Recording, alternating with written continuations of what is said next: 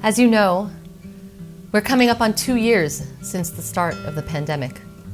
It was Friday, March 13th that the Shaar announced it was closing because of COVID, which isn't quite 2 years on the secular calendar, but on the Hebrew calendar, it was actually this Shabbat when we had to suspend our in-person services. It was Parashat Ki Tissa when we missed the Torah reading for the very first time and when everything changed in ways we couldn't even begin to imagine back then. We've all spent time thinking about the before and the after. Not only in the ways in which we all learned about Zoom classes or drive-by events, but in the ways in which these years have changed us through losses and through joys, perhaps even in refocusing us on what we truly need in order to thrive. This past Shabbat, as we re-entered the Shaar once again, it felt like a breath of fresh air. I allowed myself to feel hopeful that we were truly entering the after in a real sense.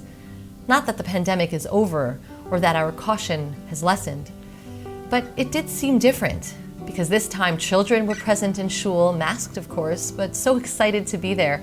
And with them, we could clearly see the before and the after because they've grown so much in 2 years. And for many of us, sitting together in the chapel and mingling at Kiddush started to feel, dare I say, normal.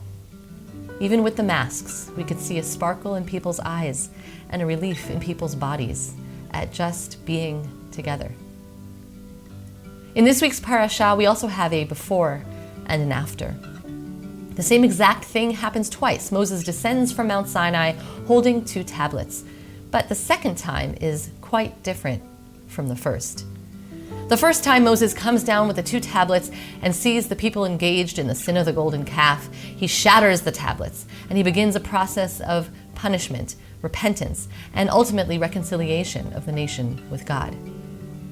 The next time he descends the mountain holding 2 tablets, these are new tablets, and they represent an extended process of change that the nation has undergone and even a transformation in God's relationship to the people, having shifted from one of judgment to one of mercy, from din to rachamim. From the before to the after, quite a lot has changed. Reading of Moses descending the mountain with those 2nd tablets begs the question of what does change look like? How do we experience the re-entering of the same place or the same scenario after having been through an ordeal, perhaps having undergone a personal transformation? How is the after different from the before? In the Sinai narrative, as Moses comes down in the after era, holding the 2nd set of tablets, luchot, the text reveals that something important has changed. It says, "Vayhi beredet Moshe mehar Sinai," when Moses came down from Mount Sinai, "Ushnei luchot ha'edut biyad Moshe beridito min hahar." Those 2 tablets of the testimony were in Moses' hand when he descended from the mountain. Moshe lo yada, Moses did not know, ki karan or panav b'dabro ito, that the skin of his face shone, for God had spoken with him. And the text continues to say that Aaron and the Bnei Israel saw Moshe, and behold, the skin of his face shone so much that they were afraid to approach him. Rav Amnon Bazak of Yeshivat Har Etzion in Israel observes that there's a textual reference that happens 3 times with regards to the first set of tablets. The Torah tells us again and again that they were hewn by God. They were, so to speak, the handiwork of the divine. The 2nd tablets, however, were hewn by Moses. And Rav Bazak notes that instead of 3 references to how the tablets were made, the text offers 3 references to the shining of Moses' face. As we read earlier, his face shone so much, he needed to place a veil over his face so as not to blind the people from the intensity of light coming off of his face. The question is, did Moses' face not shine before? Hadn't he spoken to God for the first set of tablets? What was different this time? It is possible that his face had shone before, but the people hardly noticed it, or they didn't get a chance to. The focus was on the tablets and the violation of that agreement.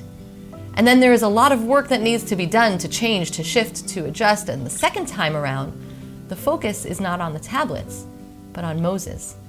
and on the way that people look at him, connect with him, with such intensity that he needs to partially cover his face.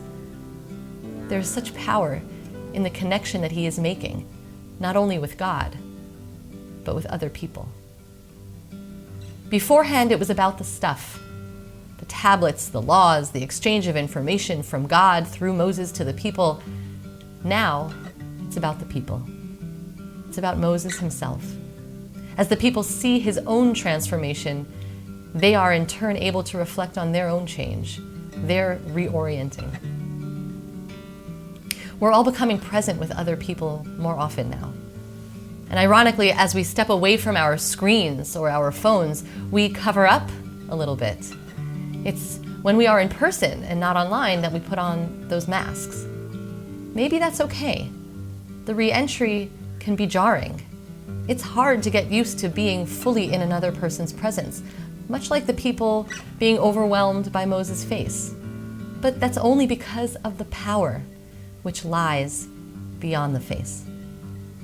Our deprivation of human contact has only enhanced our appreciation of what it is to be together with others, to be in community. As we come back together now, let's acknowledge how deeply we have changed, how acutely we now appreciate the personal connections that we have. And even as we cover our faces like Moses did, let's look into the eyes of other people and see something shining forth from underneath.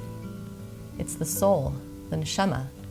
Even if we haven't been visiting Mount Sinai, we all possess a connection of godliness inside each and every one of us. In the coming weeks and months, as we see more and more of you in shul, I look forward to the sparkle of many eyes and the warmth of greeting you face to face. Shabbat Shalom. Before we begin the service of Kabbalat Shabbat, we preface it with a beautiful song. This song really puts one into the mood of what is about to happen, and that is welcoming the Shabbat. And this song is also sung during Suda Shlishit, in between Mincha and Mariv of Shabbat, but it is sung to a different tune. I want to sing you the tune that is sung right before Shabbat begins.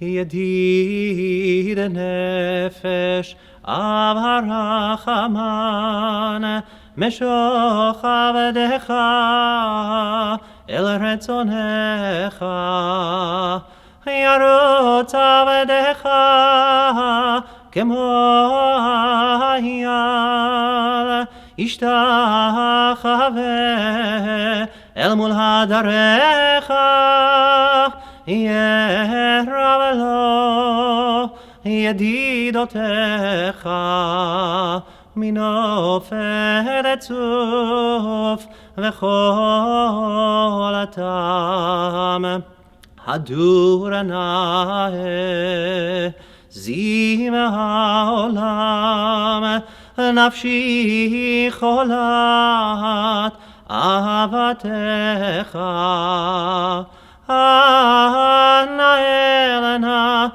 Refana la Be'arod ala Noam azivecha Az titchazek V'titrape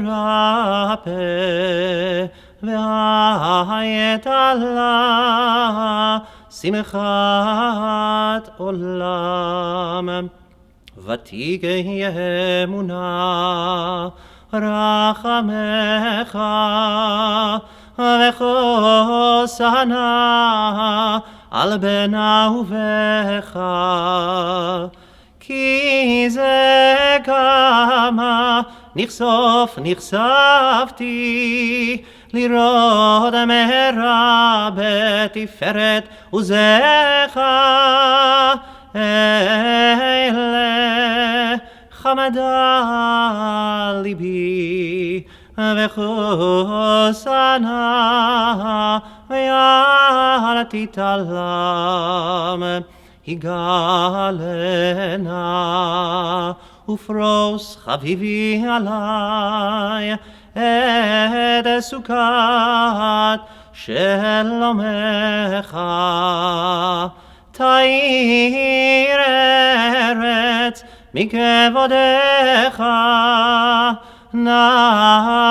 נגילה ונשמחה בך, מהר רחוב קיבה מועד, וחוננו כימי עולם. Shabbat Shalom.